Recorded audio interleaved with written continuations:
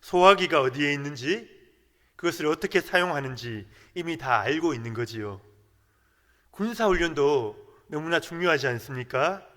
한반도에서 진행되는 한미연합훈련이 있는데요, 키리졸브 훈련이라고 그렇게 말합니다.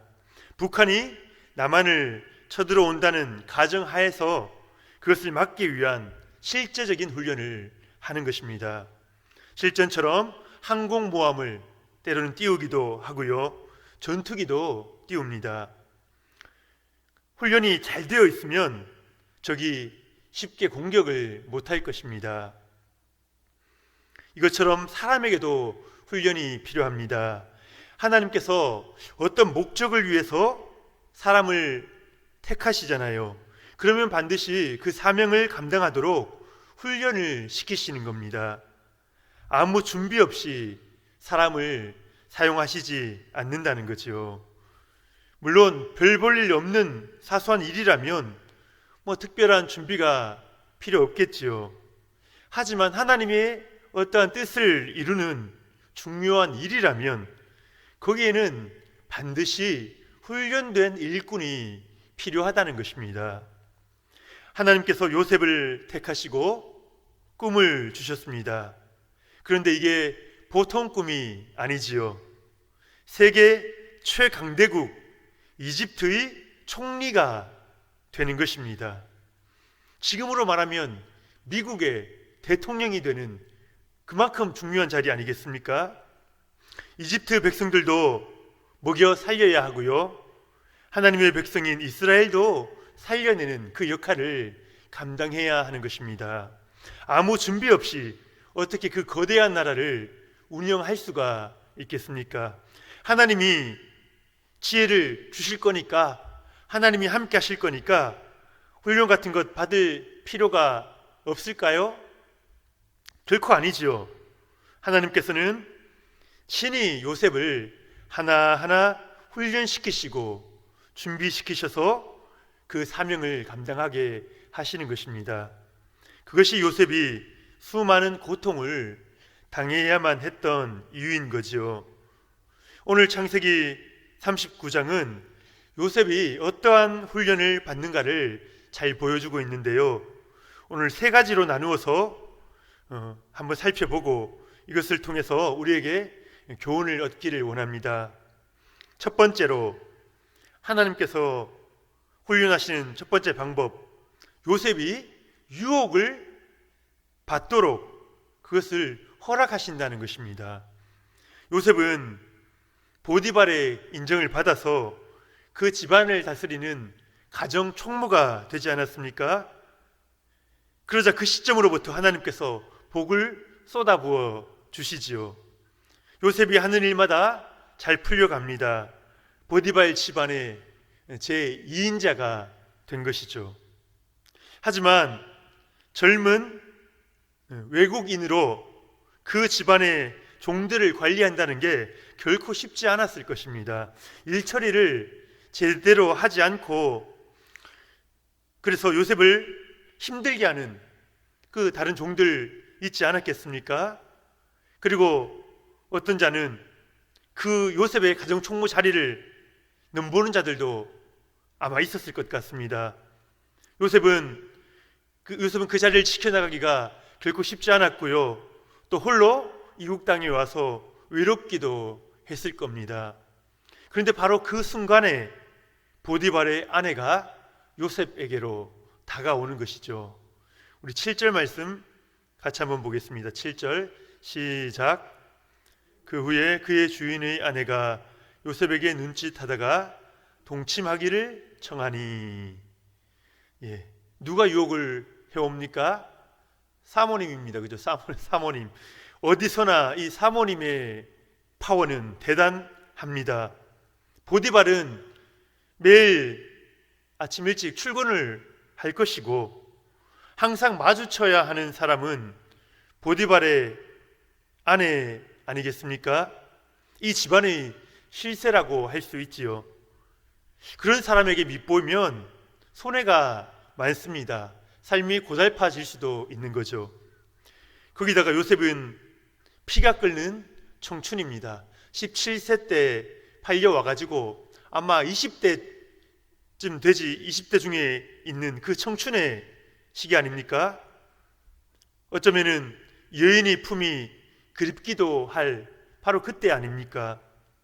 딱 눈을 감고 그 주인 마님을 한번 알아주면 얻는 이익이 상당히 많을 겁니다. 괜찮은 거래 아니겠습니까? 그런데요, 이것이 바로 요셉에게 주어진 훈련이요, 하나님의 테스트였던 것입니다. 요셉이 이 위기를 어떻게 넘겼는가, 그걸 우리가 잘 볼 필요가 있는데요. 우리 8절, 9절 말씀 같이 한번 다시 보겠습니다. 시작. 요셉이 거절하며 자기 주인의 아내에게 이르되 내 주인이 집안의 모든 소유를 간섭하지 아니하고 다 내 손에 위탁하였으니 이 집에는 나보다 큰 이가 없으며 주인이 아무것도 내게 금하지 아니하였어도 금한 것은 당신뿐이니 당신은 그의 아내임이라. 그런즉 내가 어찌 이 큰 악을 행하여 하나님께 죄를 지으리까. 두 가지를 살펴볼 수 있는데요, 이 위기를 넘기는 방법. 첫 번째, 요셉은 단호하게 NO라고 말하고 있습니다. 요셉은 여주인이 요구하는 그 관계를 하나님이 원치 않으신다, 하나님이 용납치 않으신다라는 사실을 알고 있었습니다. 우리들도 그 정도는 다 알고 있습니다. 몰라서 넘어가는 건 아니지요. 머리로 아니라는 것을 알면서도 우리의 마음이 원하는 쪽으로, 편한 쪽으로, 이익을 얻는 쪽으로 끌려가기 마련 아니겠습니까? 그래서 확실하게 NO라고 거절을 표현하지 않으면 우리는 조금씩 타협하게 되어 있어요. 이것은 누구에게나 마찬가지입니다. 요셉이 이렇게 말할 수 있지 않았겠습니까? 우리 여주인 중요한 분이신데, 귀한 분이신데 내가 우리 여주인의 마음을 상하게 할 필요는 없지, 저렇게 요구하시는데. 그리고 또는 나도 외로움을 좀 달래고 싶어, 왠지 그 품에 안기면은 옛 엄마 품처럼 좋을 것만 같거든요. 그리고 성적인 유혹이라는 것은 너무나 강렬하지 않습니까? 이성으로 제어가 안 됩니다. 분명 요셉도 사람이고 청춘이었으니 그것이 쉽지 않았을 겁니다. 그래서 요셉은 결단하는 거죠. 무엇을 결단합니까? 뭐 다른 게 아니고요, NO라고 말하겠다는 겁니다. NO라고 말할 수밖에 없는 이유도 생각하는 것이죠. 먼저 당신의 남편인 보디발이 다른 것들은 나에게 다 허락했습니다. 하지만 당신만큼은 금했다는 거죠. 왜요? 주인의 아내이기 때문이죠. 당신의 아내입니다, 그렇게 이야기를 하고 있는 것입니다. 어쩌면은 돌려서 그 보디발의 아내에게도 당신은 남편이 있지 않느냐, 그것을 또 넌지시 일깨워 주는 것입니다. 내가 남의 아내를 건드린다면 하나님 앞에 큰 죄가 된다, 이것은 결코 바른 일이 아니다, 그것을 이야기를 하는 것입니다. 그리고 이제 두 번째 방법이 있는데요, 두 번째 방법도 어떻게 보면 너무나 간단합니다. 유혹의 자리를 피하는 겁니다. 도망가는 겁니다. 10절에서 12절 말씀 우리 같이 한번 보겠습니다. 10절에서 12절 시작.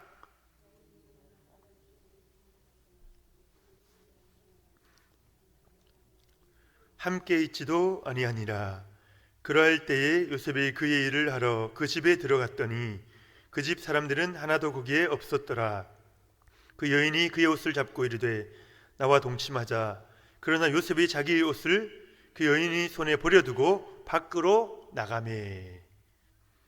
보디발의 아내가 끈질기죠. 한두 번 그렇게 접근한 것이 아니라 끈질기게 요셉을 따라다니고 있습니다. 하지만 요셉이 어떻게 했다고 말합니까? 그 주인이 하는 말을 이렇게 듣고 있지 않습니다. 듣고 나서 아닙니다, 뭐 이렇게 하는 것도 아닙니다. 이제는 반복해서 이야기하면 그 말 듣지도 않고 같은 자리에 있지도 않았다. 그렇게 이야기를 하고 있습니다. 유혹의 자리를 일찌감치 피하는 거죠. 보디발의 아내는 이제 요셉의 옷을 잡고 동침을 요구하기 시작하는 것입니다. 그런데 옷을 붙잡고 있는데 거기에 서서 안 돼요, 안 돼요, 가만 서 있으면은 어떡하겠습니까? 요셉은요, 여주인이 그 옷을 강하게 붙잡고 있자 그 옷을 벗어버리고 밖으로 도망쳐 나가는 겁니다. 잠언 6장 5절에 보면 이런 말씀이 있어요. 잠언 6장 5절, 노루가 사냥꾼의 손에서 벗어나는 것 같이 새가 그물 치는 자의 손에서 벗어나는 것 같이 스스로 구원하라. 유혹의 자리를, 위험의 자리를 피하라는 것입니다. 그런데 하나님께서요, 우리를 훈련하실 때도 마찬가지인 것 같아요. 우리에게도 유혹을 허락하실 때가 있다는 것입니다. 물질에 대한 유혹 너무 강렬하지 않습니까? 받지 말아야 할 돈을 공짜로 그냥 주겠다는 겁니다. 그 유혹을 뿌리치기가 얼마나 어렵습니까? 또 성적인 유혹이 있지요. 내 남편, 내 아내 아닌 사람과 손을 잡거나 끌어안으면 얼마나 그 느낌이 강렬하겠습니까? 첫사랑 때로 돌아가는 것처럼 느껴지지 않겠습니까? 그 유혹이 우리에게 있다는 것입니다. 그리고 명예와 인기에 대한 유혹 우리에게 있지요. 남들에게 인정받아야 되겠다 그 생각에 사로잡히면요, 그것이 남들의 시선이 우리의 우상이 되고 맙니다. 사탄의 이 유혹들은요, 달콤하면서도 너무나 강렬합니다.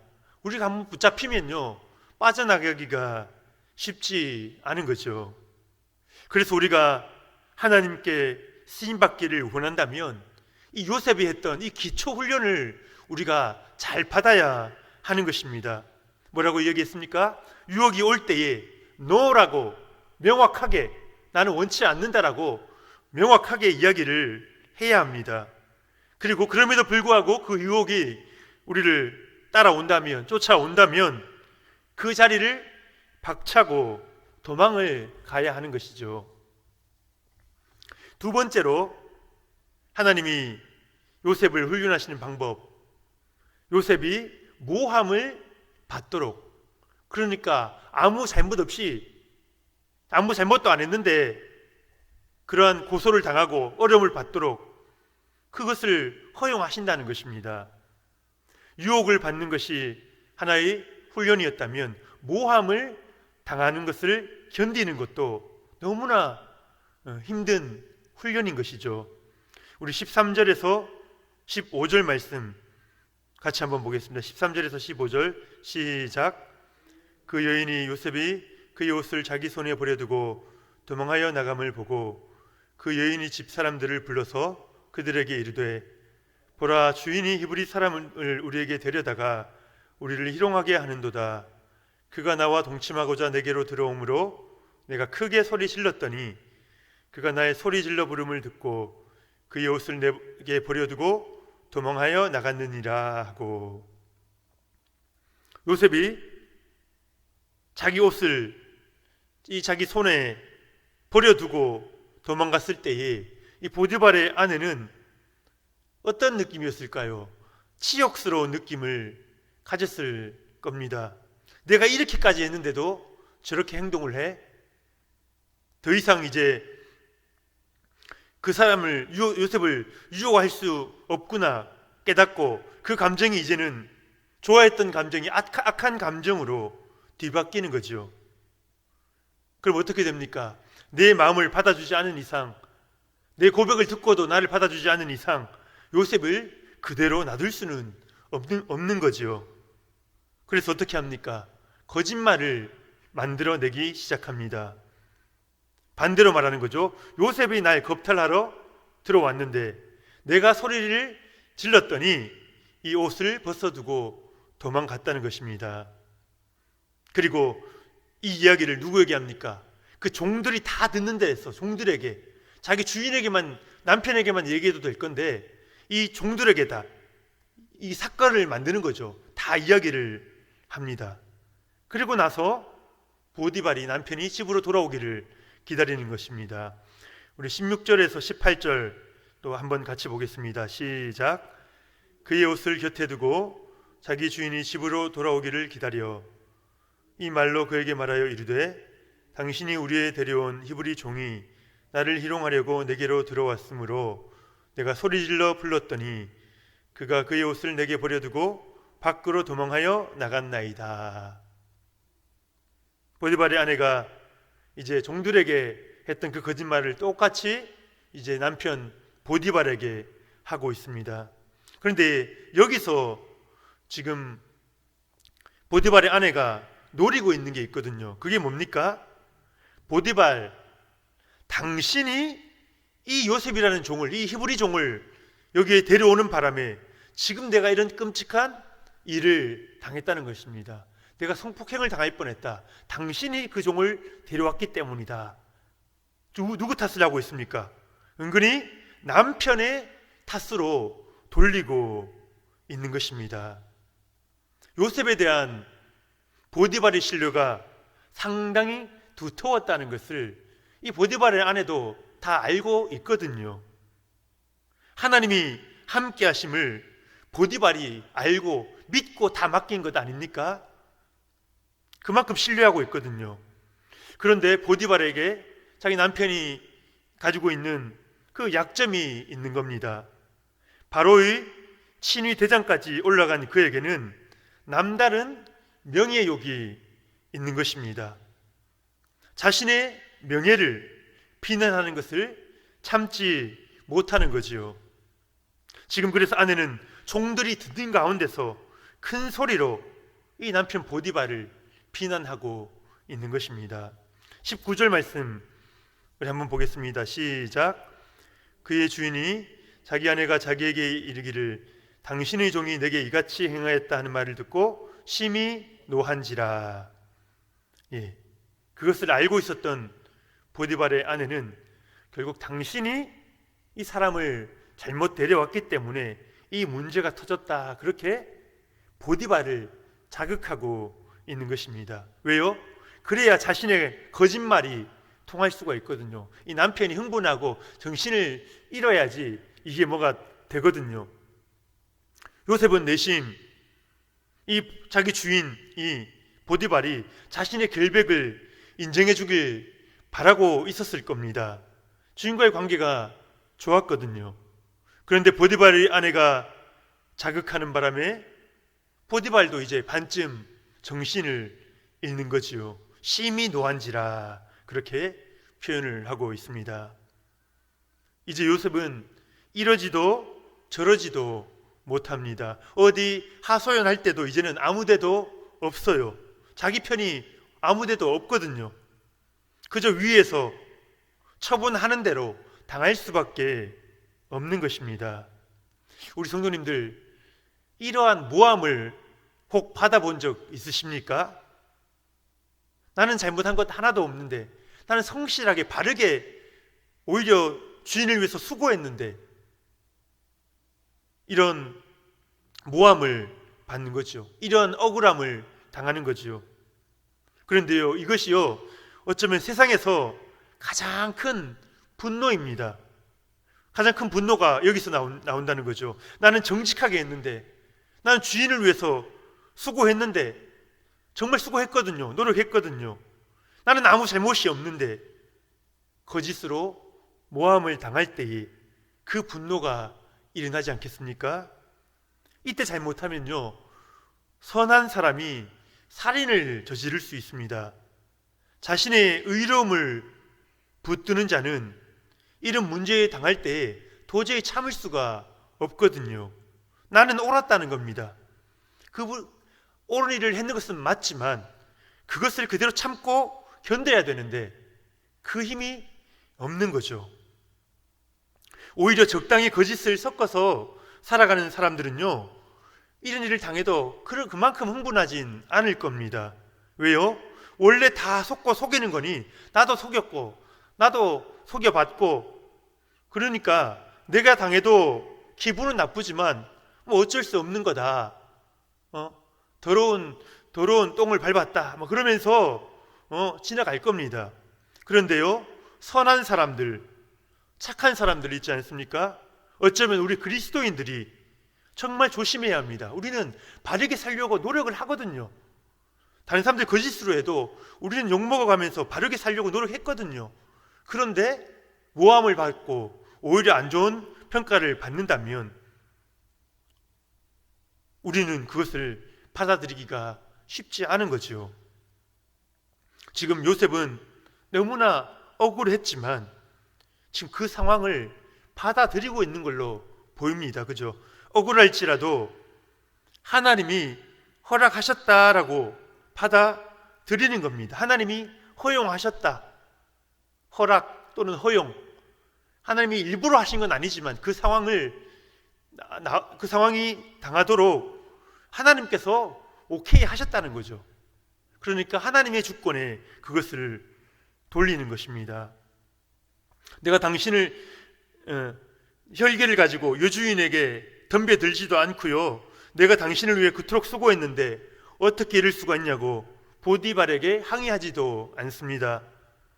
어쩌면 억울해서 혼자 눈물이 나기도 했을 거예요. 하지만 하나님께서 여전히 보고 계신다. 하나님 앞에서 하나님이 나를 지키고 계신다. 그것 붙잡고 그냥 처분을 기다리는 것입니다. 이게 왜 훈련인지 이제 아시겠지요? 결코 쉽게 통과할 수 있는 훈련이 아닙니다. 하나님께서 어떤 어려운 상황을 주실지라도 그 사람과 맛부터 해결하지 않겠습니다. 하나님께 묻고 하나님의 처분을 내가 기다리겠습니다. 비유하여 말하자면 소금물에 절여진 배추 있지 않습니까? 내 의가 살아있으면 안 되고요, 내가 의로웠다, 내가 올바르게 했었다, 나는 잘못 없다, 그를 외치는 목소리까지도 죽이고 하나님의 처분을 기다리는 것. 하나님께서 우리를 마음껏 사용하시도록 우리의 힘을 다 빼시는 과정인 것입니다. 참으로 어려운 훈련이죠. 이 훈련만 통과하면요, 이제 하나님 손에 딱 맞게 잡히기 시작하는 것입니다. 요셉처럼 이 훈련을 또 통과해낼 수 있는 저와 여러분 되시기를 축복합니다. 이제 마지막 세 번째로, 요셉은 감옥 학교에서 훈련을 받습니다. 우리 20절 말씀 같이 한번 보겠습니다. 시작.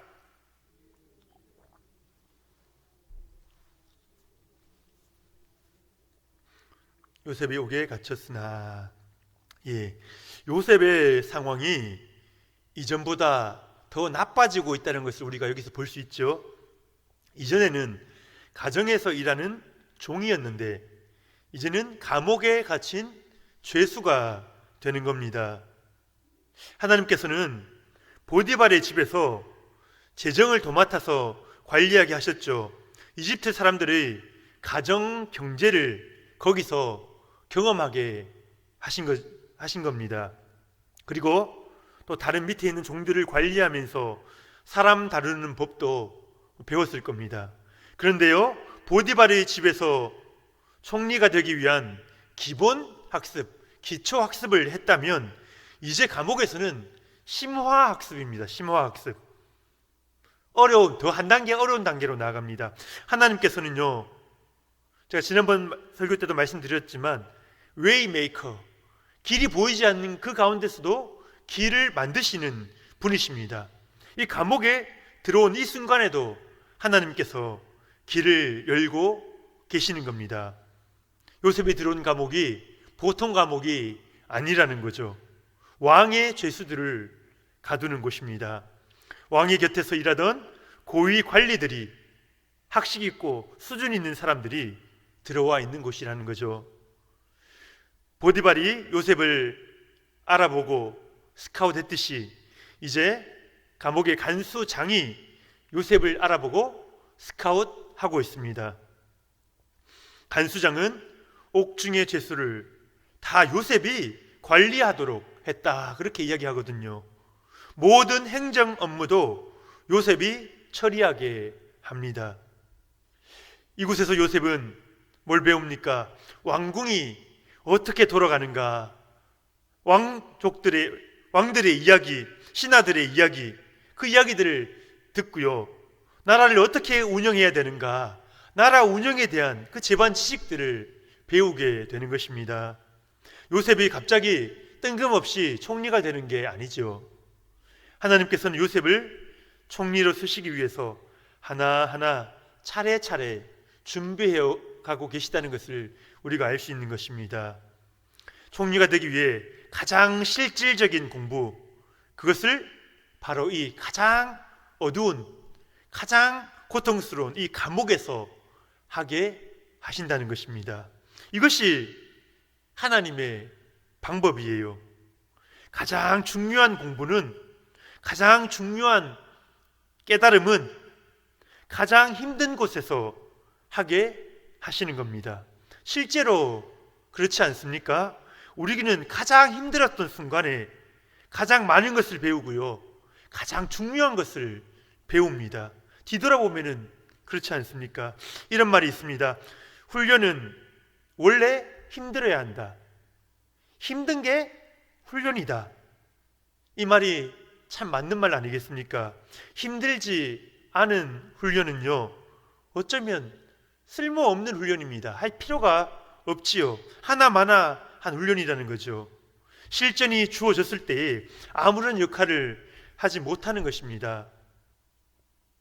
삶이 너무 편안하다, 모든 일들이 생각대로 너무 잘 된다, 기도 안 해도, 새벽 기도 안 나오고 그냥 누워 자도 삶에 아무런 어려움과 불편함이 없다, 만약 그렇다면 여러분들은 슬퍼하셔야 하고요, 긴장하셔야 합니다. 왜요?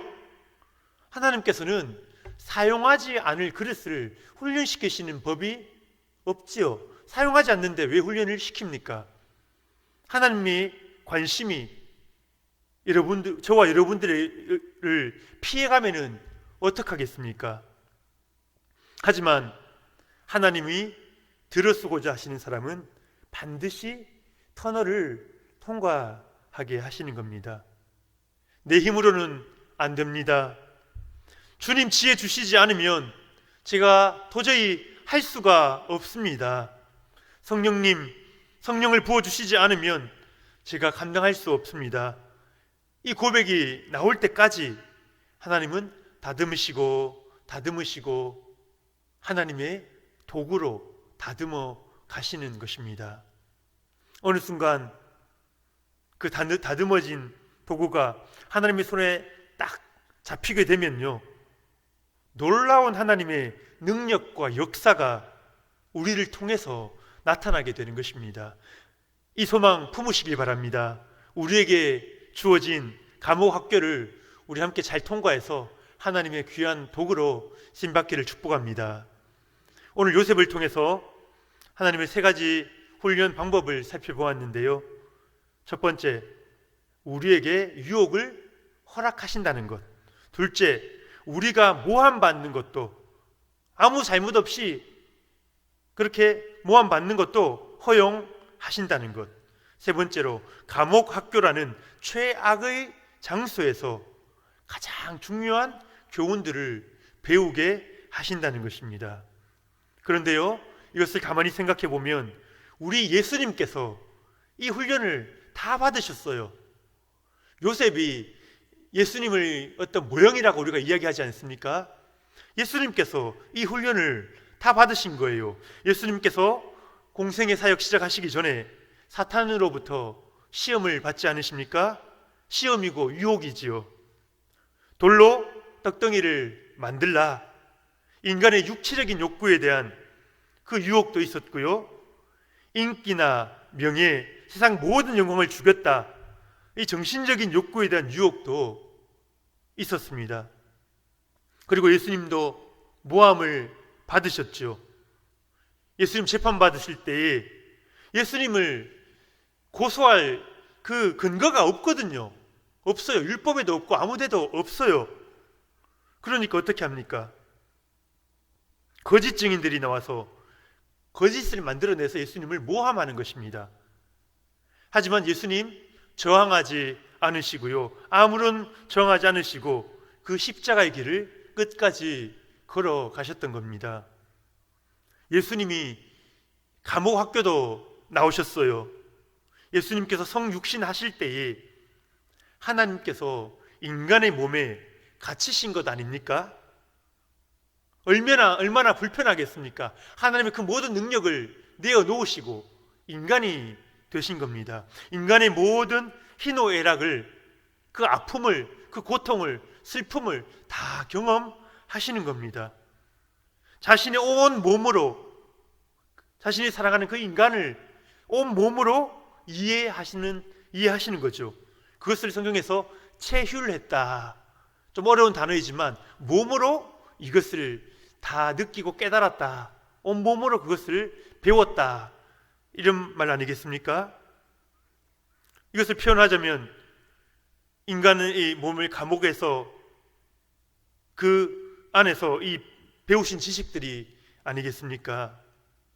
예수님조차도 그 위대한 사명 감당하기 위해서 험난한 훈련을 받으신 것입니다. 주님 위에 쓰임받고자 하는 소망을 가지시기를 축복합니다. 그것을 위해서 오늘 우리에게 주어진 훈련을 잘 감당하시고요, 우리들 자녀에게도 이것을 가르쳐야 합니다. 잘 되고 편한 것만 가르치면요 쓰임받기 어렵습니다. 어려움 가운데서도 주님 의지하면서 이겨나갈 수 있도록, 주님 붙들도록 그것을 가르쳐 주시기를 바랍니다.